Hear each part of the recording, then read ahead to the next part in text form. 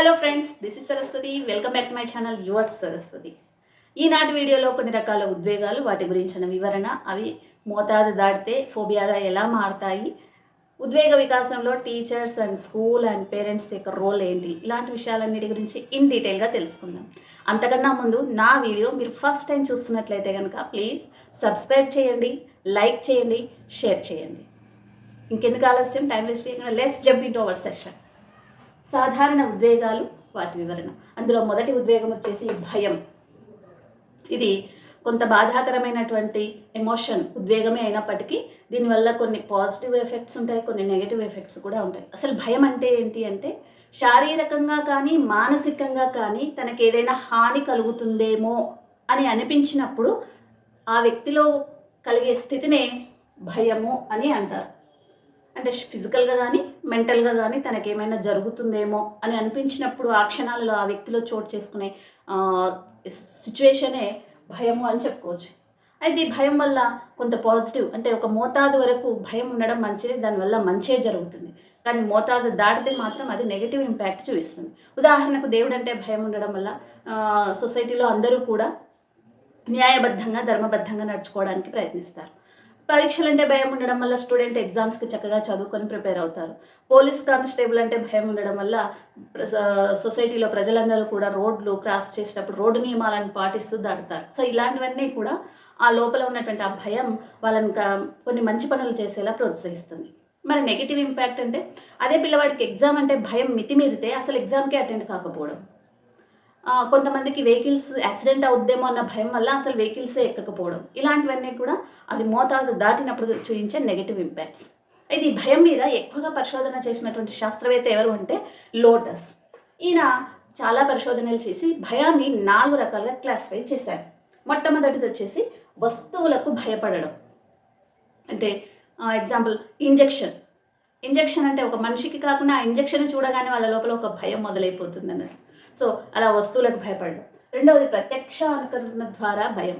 అంటే వాళ్ళ లైఫ్లో, వాళ్ళ చిన్నప్పుడు కానీ, వాళ్ళ చైల్డ్హుడ్లో కానీ, అడల్సెన్స్లో కానీ వాళ్ళ ఫ్యామిలీ మెంబర్స్కో లేదంటే వాళ్ళ నేబర్స్కో ఎవరికో ఒకరికి ఏదైనా బ్యాడ్ ఇన్సిడెంట్ జరిగినప్పుడు, అంటే మంటల్లో చిక్కుకొని చనిపోవడమో, కరెంట్ షాక్ కొట్టడమో, లేదంటే ఏదైనా పాము కరవడం, ఇలాంటివి జరిగినప్పుడు వాళ్ళ ఇంట్లో వాళ్ళు ప్రవర్తించిన తీరు చూసి వీళ్ళలో కూడా అలాంటి ప్రవర్తననే చోటు చేసుకుంటారు. వీళ్ళు కూడా అలాగే భయపడడం, వాళ్ళు ఎలా ప్రవర్తించారో వీళ్ళు అలాగే ప్రవర్తించి ఆ భయాన్ని అలాగే రిజిస్టర్ చేసుకుంటారు.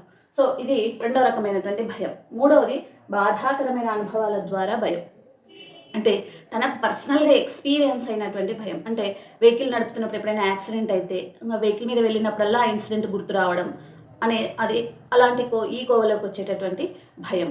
తర్వాత వయసుతో మారిపోయే భయాలు. అంటే చిన్నప్పుడు ఉంటాయి, కాస్త వయసు వచ్చాక దాని మీద మెచ్యూరిటీ వచ్చే కొద్దీ ఆ భయాలు అనేవి తగ్గిపోతాయి. ఎగ్జాంపుల్, చిన్నప్పుడు టపాకాయలు కాల్చాలంటే చాలామంది పిల్లలు భయపడతారు. కానీ కాస్త పెద్ద అయ్యాక మెల్లిమెల్లిగా వీళ్ళని చుట్టూ ఉన్న వాళ్ళని చూసి నేర్చుకుని ఏం కాదులే అని ఒక ధైర్యంతో మెల్లిగా కాల్చడం మొదలు పెడతారు. ఆ తర్వాత భయం తొలగిపోతుంది. సో భయం హద్దులు దాటనంత వరకు అది మంచి చేస్తుంది. కానీ అది హద్దులు దాటితే మాత్రం వాళ్ళలో ఫోబియాలను క్రియేట్ చేస్తుంది. అంటే ఒక రకమైన అకారణమైన భయం, దానికి చిన్న వాటికి కూడా మరీ ఎక్కువగా ఎక్స్ట్రీమ్గా రియాక్ట్ అవ్వడం, దానివల్ల వాళ్ళ లైఫ్ డిస్టర్బ్ అవ్వడం, ఇలాంటివి చోటు చేసుకుంటాయి.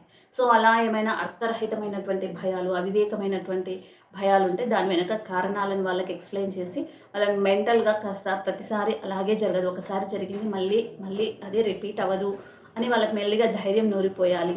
దేనికైతే భయపడుతుంటారో ఆ సిచ్యువేషన్లోకి వీళ్ళని మళ్ళీ మళ్ళీ పదే పదే అవి ఎక్స్పీరియన్స్ అయ్యేలా చేయాలి.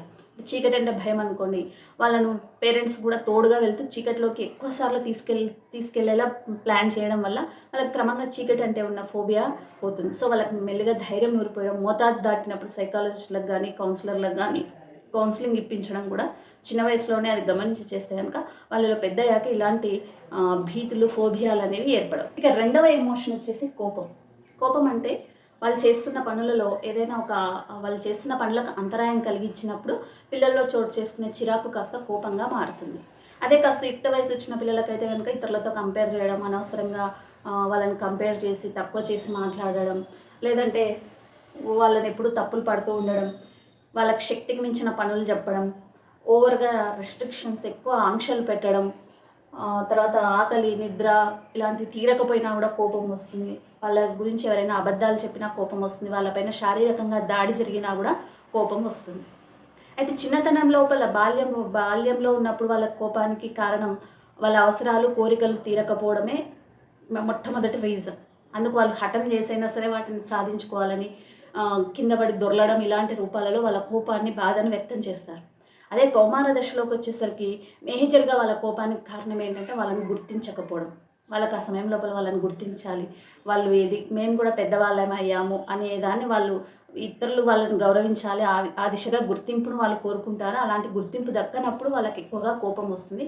ఆ తర్వాత మిగతావి ఇతరులతో కంపేర్ చేసినప్పుడు, ఓవర్‌గా రిస్ట్రిక్షన్స్ పెట్టినప్పుడు ఇలాంటి వాటి వల్ల కోపం వస్తుంది. మొదట్లో గట్టిగా అరిచి విమర్శించే పిల్లలు మెంటల్‌గా మెచ్యూరిటీ వచ్చే కొద్దీ, ఎమోషనల్ డెవలప్‌మెంట్ జరిగే కొద్దీ వాళ్ళు మెల్లిగా అలా అరవడం, విమర్శించడం, హఠం చేయడం మానుకొని మెల్లిగా శేషోదశలో హఠం చేసే పిల్లలు పెద్దయ్యాక కుంచించుకపోవడం, లేదంటే అలిగి ఒక మూలకు కూర్చోవడం లాంటివి చేస్తారు.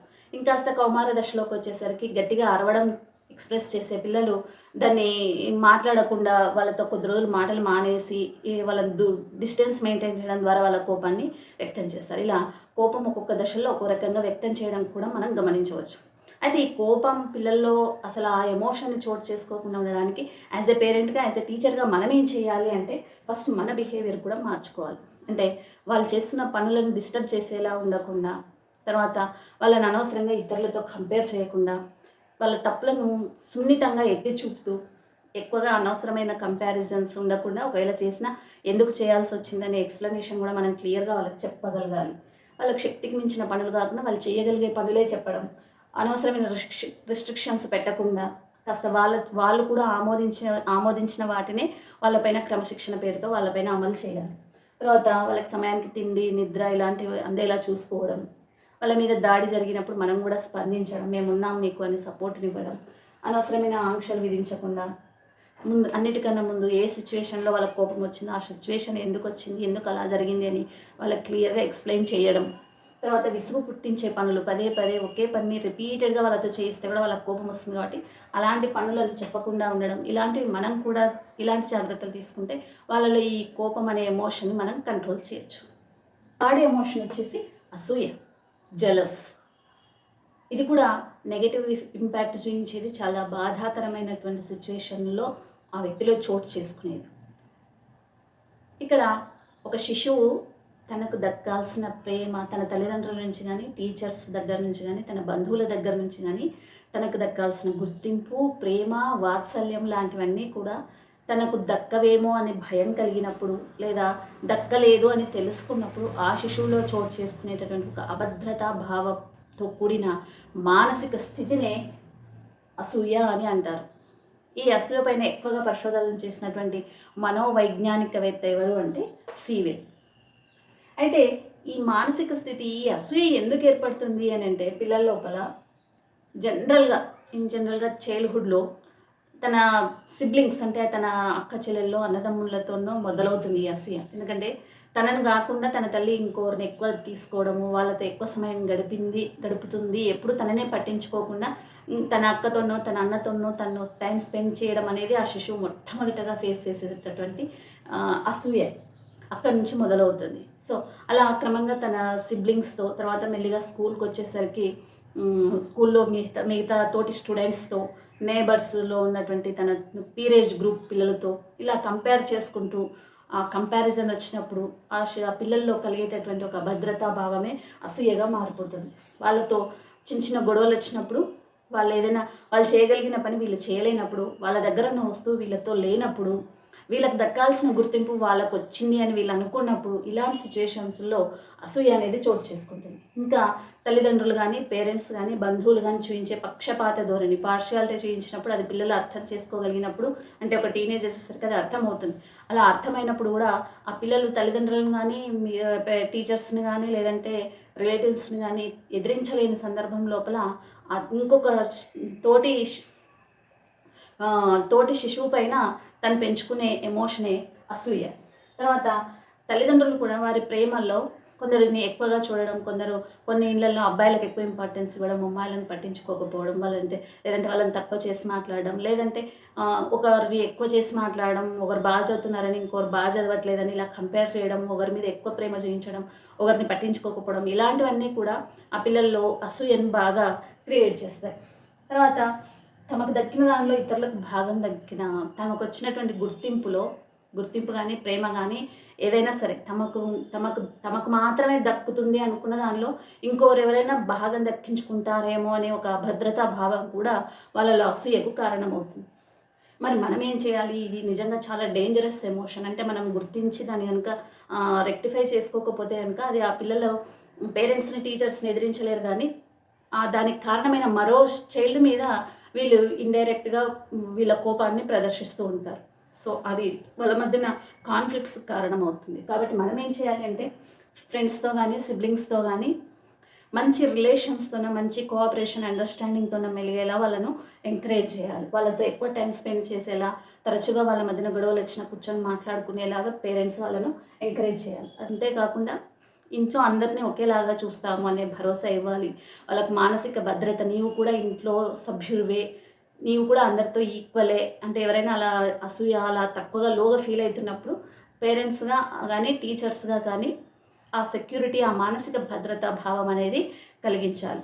తర్వాత వాళ్ళ అవసరాలను కూడా తీర్చాలి. వాళ్ళ అవసరాలు పట్టించుకున్నప్పుడు కూడా వాళ్ళలో అసూయ అనేది చోటు చేసుకుంటుంది. ఇంకోరి అవసరాలు తీర్చి తన అవసరాలు తీర్చట్లేదే అనేది కూడా వాళ్ళ భద్రతా భావానికి కారణమవుతుంది. కాబట్టి వాళ్ళని పట్టించుకుంటూ వాళ్ళని గుర్తిస్తూ ఎవరికైనా ఎక్కువ ఇంపార్టెన్స్ ఇచ్చినా దానికి సరైన కారణాలు చెప్పి వాళ్ళలో ఆ భావాలను మెల్లిమెల్లిగా క్రమంగా తగ్గించడానికి యాజ్ ఎ పేరెంట్‌గా, టీచర్‌గా, స్కూల్ కానీ మిగతావన్నీ కూడా ఇలాంటి చర్యలు తీసుకోవడం వల్ల ఈ అసూయను మనం కంట్రోల్ చేయాలి. 4వ ఉద్వేగం వచ్చేసి వ్యాకులత. అంటే ఒక రకమైన టెన్షన్‌గా ఫీల్ అవ్వడం. అంటే ఇది ఎప్పుడు కలుగుతుంది అంటే ఆపద సరిగ్గా ఎప్పుడు, ఎక్కడ, ఎలా, ఏ రూపంలో వస్తుందో తెలియని స్థితిలో ఆ వ్యక్తిలో చోటు చేసుకునేటటువంటి ఒకానొక రకమైన భయాందోళన స్థితినే వ్యాకులత అని అంటారు. అంటే అది వస్తుందని తెలుసు, కానీ ఎప్పుడొస్తుంది, ఎలా జరగబోతుంది అనే ఆలోచనలు ఆ వ్యక్తిలో క్రియేట్ చేసే ఒక మానసిక స్థితినే వ్యాకులత అంటారు. ఆ మానసికమైనటువంటి ఆ ఆలోచనలు ఫిజికల్‌గా కూడా బాడీలో చేంజెస్ తీసుకొస్తాయి. సపోజ్ హార్ట్ బీట్ పెరగడం, బాగా బ్లడ్ అంతా, ఒళ్ళంతా కూడా బ్లడ్ సర్క్యులేషన్ వేగంగా అవుతున్నట్టుగా అనిపించడం, చెమటలు పట్టడం, కండరాలు బిగదీసుకుపోయినట్టుగా అనిపించడం, ఇలాంటి లక్షణాలు కనిపిస్తాయి. సపోజ్ ఏ చైల్డ్‌కైనా ఎగ్జామ్ సరిగ్గా ప్రిపేర్ అవ్వలేదు, తను ఫెయిల్ అవుతానేమో, నేను బాగా చదవలేదు, ఫెయిల్ అవుతానేమో అనేది తనకు తెలుసు, తను బాగా చదవలేదు కాబట్టి. సో తనకి ఇంకా ఎలాంటి క్వశ్చన్స్ వస్తాయో, నేను ఎలా ఆన్సర్ రాస్తానో, నేను సరిగ్గా రాస్తానో రాయనో, ఏం చేయాలి, ఎలా చేయాలి, ఇలాంటి ఆలోచనలతో కూడి తనలో ఒక రకమైన ఉద్వేగం చోటు చేసుకొని అప్పుడు తన శరీరంలో గుండె వేగంగా కొట్టుకోవడం, కండరాలు పట్టేసినట్టుగా, శరీరం అంతా రక్త ప్రసరణ వేగంగా జరుగుతున్నట్టుగా, తిమ్మిరిగా అనిపించినట్టుగా ఇలాంటి లక్షణాలు కనిపిస్తాయి. సో ఆ స్టేట్నే వ్యాకులత అంటారు. ఇది కూడా నెగిటివ్ ఇంపాక్ట్ చూపించేది. ఇలాంటి వ్యాకులత ఏదైనా చోటు చేసుకున్నప్పుడు పేరెంట్స్ కానీ, టీచర్స్ కానీ గమనించినప్పుడు వాళ్ళలో ఆ టెన్షన్ని అవాయిడ్ చేయడానికి వాళ్ళకి కొన్ని బ్రీతింగ్ టెక్నిక్స్ కానీ, టిప్స్ కానీ ఇలాంటివి చెప్పి వాళ్ళను ఆ టెన్షన్ తగ్గించుకొని వాళ్ళకు వచ్చినంత వరకు ఎగ్జామ్లో పర్ఫామ్ చేయమని ఎంకరేజ్ చేసేలా జాగ్రత్తలు తీసుకుంటే కనుక దీన్ని కొంతవరకు తగ్గించుకోవచ్చు. ఇక 5th వన్ వచ్చేసి కుతూహలం. ఇది చాలా పాజిటివ్ ఇంపాక్ట్ చూపించేటటువంటి ఎమోషన్. అంటే మొదట్లో శిశువు దేన్ని పట్టించుకోడు, తన చుట్టూ ఏం జరుగుతుందనేది తను పట్టించుకున్నప్పటికీ ఒక 2 ఏళ్ల వయసు వచ్చేసరికి తన చుట్టూ జరుగుతున్న వాటన్నిటిని తను జాగ్రత్తగా గమనిస్తూ, అవి తనకు అర్థం కాకపోవడం వల్ల తన పేరెంట్స్‌ని, తన అమ్మ నాన్నల్ని, లేదంటే స్కూళ్ళలో టీచర్స్‌ని తరచుగా విపరీతంగా ప్రశ్నలు అడుగుతూ ఉంటారు. అది ఎందుకు చేయాలి, పక్షి పైన ఎట్లే గుర్తుంది, సైకిల్ ఎలా తొక్కితే ముందుకెళ్తుంది, ఈత చేతులు ఇలా కదిలిస్తే ఈత ఎలా వస్తుంది, ఆ కుక్కర్ అలా శబ్దం ఎందుకు చేస్తుంది, ఇలా రకరకాల ప్రశ్నలు అడిగి పేరెంట్స్‌ని కానీ, లేదంటే స్కూల్లో టీచర్స్‌ని కానీ విసిగిస్తూ ఉంటారు. కొన్నిసార్లు ఓపిక ఉన్నప్పుడు చెప్తూ ఉంటాం, కొన్నిసార్లు విసుక్కుంటూ ఉంటాం. బట్ అలా చేయకుండా వాళ్ళలో ఉన్నటువంటి జిజ్ఞాసను మనం కట్ చేయకుండా, అంటే డిస్కరేజ్ చేయకుండా వాళ్ళని మరింత ఎంకరేజ్ చేసేలా వాళ్ళకి సమాధానం చెప్తూ, ఇంకా కొంత వయసు వచ్చే కొద్దీ ఆ పిల్లలకి చిన్న అసైన్మెంట్స్ ఇచ్చి వాళ్ళంతటా వాళ్ళే తెలుసుకునేలాగా మనం చిన్న అసైన్మెంట్స్ ఇవ్వడం, ప్రాజెక్ట్ వర్క్లు ఇవ్వడం, ఇలాంటివి చేయడం ద్వారా వాళ్ళలో ఉన్నటువంటి ఆ అన్వేషకుడు అనేది మనం మరింత పెంచి పెద్ద చేయొచ్చు అన్నట్టు. ఆ అన్వేషక ప్రవృత్తి, అంటే ఆ ధోరణిని మనం మరింత డెవలప్ చేసేలా మన యాక్షన్స్ ఉండాలి. అయితే ఒక టీచర్గా కానీ, లేదంటే ఒక స్కూల్ కానీ, ఒక పేరెంట్ కానీ పిల్లల్లో ఇలాంటి ఎమోషన్స్ గమనించినప్పుడు మన వైపు నుంచి మనం ఏం చేయాలి అంటే ఫస్ట్ వాళ్ళ యొక్క ఉద్వేగాలను మనం గమనించాలి. గమనించగలిగినప్పుడు మాత్రమే వాటికి మనం పరిష్కారాలను చూపగలం. సో వాళ్ళని నిశితంగా అప్పుడప్పుడు వాళ్ళలో ఎలాంటి ఉద్వేగాలు తరచుగా చోటు చేసుకుంటున్నాయి అనేది మనం గమనించాలి. ఎప్పుడు అలాంటి ఉద్వేగానికి గురవుతున్నారు అనేది కూడా మనం బాగా గమనించాలి. గమనించి ఆ సిచ్యువేషన్స్ ఎందుకు వస్తున్నాయి అనేది వాళ్ళకి కాస్త క్లియర్గా ఎక్స్ప్లెయిన్ చేస్తూ ఆ సిచ్యువేషన్స్లో ఏం చేస్తే దాన్ని కంట్రోల్ చేసుకోవచ్చు అనే సలహాలు సూచనలు చెప్తూ వాళ్ళను ఒక ప్రాపర్ వేలో గైడ్ చేయాలి. ఉదాహరణకి ఇక్కడ టెన్షన్ అనేది చెప్పుకున్నప్పుడు ఆ ఎగ్జామినేషన్ టెన్షన్ అనేది వాళ్ళలో క్రియేట్ అయినప్పుడు మనం అది గమనించకపోతే కనుక వాళ్ళు ఎగ్జామ్ సరిగ్గా రాయరు, పర్ఫార్మెన్స్ సరిగ్గా ఉండదు. అది మనం గమనిస్తే కనుక వాళ్ళకి చిన్న చిన్న బ్రీతింగ్ టెక్నిక్స్ కానీ కొన్ని టిప్స్ ట్రిక్స్ ఇలాంటివి చెప్పి వాళ్ళలో ఆ భయాన్ని కొంతవరకు తగ్గించడానికి మనం ప్రయత్నించవచ్చు. సో ఇలా వాళ్ళను ఒక ప్రాపర్ వేలో గైడ్ చేయాలి. తర్వాత వాళ్ళలో ఏదైనా నెగిటివ్ బిహేవియర్ కనిపిస్తే, అంటే కొంతమంది పిల్లలు దాన్ని ఉద్వేగాలను కంట్రోల్ చేసుకోలేక దాన్ని వ్యక్తం చేస్తారు. అంటే కోపం వచ్చినప్పుడు విసిరేయడం, కొట్టడం తోటి వాళ్ళని ఇలాంటివి చేస్తారు. అది అలా చేసిన వెంటనే ఇమ్మీడియట్గా టీచర్స్ కానీ పేరెంట్స్ కానీ ఆ శిశువును పనిష్ చేయడం చేస్తారు. అలా కాకుండా ఇమ్మీడియట్గా వాళ్ళని పనిష్మెంట్ ఇవ్వకుండా వాళ్ళని కాస్త దగ్గరికి తీసుకొని ప్రేమగా ఎందుకు అలా చేసావు, అలా చేయకూడదని కొన్నిసార్లు నిదానంగా వాళ్ళకి అర్థమయ్యేలాగా నెగిటివ్ బిహేవియర్ని ఇమ్మీడియట్గా మనం కట్ చేసినట్లుగా పనిష్మెంట్తో కాకుండా ప్రేమతో వాళ్ళను మందలింపు చేస్తే కనుక వాళ్ళలో కొంతవరకు అలాంటి ఎమోషన్స్ నెక్స్ట్ టైం రిపీట్ కాకుండా చూసుకుంటారు. తర్వాత అలాంటి వాళ్ళలో నెగిటివ్ ఎమోషన్స్కి కారణమయ్యేటటువంటి సంఘటనలు వాళ్ళకి ఎదురవ్వకుండా వీలైనంత వరకు జాగ్రత్తలు తీసుకోవాలి. అంటే వాళ్ళు దేనికైతే భయపడుతున్నారో, ఏ విషయంలో వాళ్ళకి తీవ్రంగా కోపం వస్తుందో అలాంటి వాటికి వాళ్ళను ఎక్స్ప్లోర్ చేయకుండా ఉండేలా మనం జాగ్రత్తలు తీసుకోవాలి. సపోజ్ ఒక పిల్లవాడికి చీకటి అంటే భయం అనుకోండి, వాడికి అలవాటు అయిపోతుందిలే అని అందరూ వదిలిపెట్టేసి ఎక్కడికైనా వెళ్ళిపోతే ఆ అబ్బాయి చీకటికి భయపడడం అనేది విపరీతమైన స్టేజ్లోకి వెళ్ళిపోతే ఏమైనా జరగచ్చు. సో అలాంటి వాటికి వాళ్ళని ఒంటరిగా ఫేస్ చేసేలా కాకుండా తోడుగా మనం ఉంటూ వాళ్ళని అలాంటి సిచ్యువేషన్స్ ఫేస్ చేసేలా చేస్తే క్రమంగా భయాన్ని తగ్గించాలి. తర్వాత వాళ్ళలో ఏ ఉద్వేగాలైనా సరే అది మితిమీరినంత వరకు పాజిటివ్ ఇంపాక్టే చూస్తుంది. అది హద్దులు దాటినప్పుడే నెగిటివ్ ఇంపాక్ట్ చూస్తుంది. సో ఆ నెగిటివ్ లిమిట్స్లోకి వెళ్లకుండా ఉండాలంటే వాళ్ళలో చోటు చేసుకునే ఎమోషన్స్, ఆ ఉద్వేగాత్మక శక్తులను ఒక ప్రాపర్ వేలో ఒక ఛానల్స్ని క్రియేట్ చేసి అందులో వాళ్ళని ఇన్వాల్వ్ చేయాలి. అంటే స్కూళ్ళల్లో అయితే కనుక కోకరికులర్ యాక్టివిటీస్లో ఇన్వాల్వ్ చేయడం, games, songs competition, debate competition, తర్వాత కొన్ని క్లబ్స్గా ఏర్పడడం, తర్వాత ల్యాబ్స్, సైన్స్ ల్యాబ్స్లో పాల్గొనడం, సైన్స్ ఫేర్లలో పాల్గొనడం, ఇలాంటి వాటిలలో వాళ్ళ మైండ్, వాళ్ళ ఇంట్రెస్ట్స్ అన్నీ కూడా దానిలో ఇన్వాల్వ్ అయ్యేలా చేయడం ద్వారా ఈ ఎమోషన్స్ వైపు వాళ్ళ ఆలోచనలు వెళ్లకుండా ఉంటాయి. వాళ్ళకి ఆ గుర్తింపు, అది చేసేటప్పుడు వాళ్ళలో ఇంట్రెస్ట్ కలగడం, ఇలాంటివన్నీ కూడా వాళ్ళకి అక్కడ లభిస్తాయి. కాబట్టి మెల్లిమెల్లిగా ఈ ఉద్వేగాలు నెగటివ్ ఫేస్లోకి వెళ్లకుండా పాజిటివ్గా మార్చుకునే అవకాశం ఉంటుంది. సో ఇలాంటి జాగ్రత్తలన్నీ తీసుకుంటే కనుక ఏ ఎమోషన్స్ అయినా సరే దాన్ని మనం లిమిట్స్ దాటనంత వరకు ప్రతి ఎమోషన్ మనలో ఒక పాజిటివ్ చేంజ్ని తీసుకొచ్చేది. సో ఎమోషనల్ డెవలప్మెంట్ అంటే ఆ సిచ్యువేషన్స్ని అర్థం చేసుకొని ఆ భావోద్వేగాలను నియంత్రణలో ఉంచుకొని వ్యక్తం చేయగలగడమే ఎమోషనల్ డెవలప్మెంట్. సో ఈ వీడియో కనుక నచ్చితే కనుక ప్లీజ్ లైక్ చేయండి, షేర్ చేయండి, సబ్స్క్రైబ్ చేయండి. Thank you.